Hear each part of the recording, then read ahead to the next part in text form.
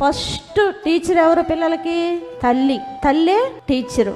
చూడండి, చాలా మంది ఏం చెబుతారంటే అబద్ధాలు చిన్న పిల్లలు చెప్పినప్పుడు అది నిజమేనని నమ్మి వారి మీద పోట్లాడతారు. కానీ మన పిల్లలు అబద్ధాలు చెప్తున్నారని మనమేం చేయాలి? ముందు వారిని గద్దించాలి. అది నిజమైనా నరుముయ్, అలా పిన్ని మాట్లాడదు, అలా అత్త మాట్లాడదు, అలా నాయనమ్మ మాట్లాడదని మనం చెప్పాలి. ఎందుకంటే మనం ఏది మాట్లాడతామో మన పిల్లలు కూడా అదే మాట్లాడతారు. అందుకని పిల్లల బాధ్యత తల్లిది. ఇప్పుడుకైనా మించిపోయింది ఏమి లేదు.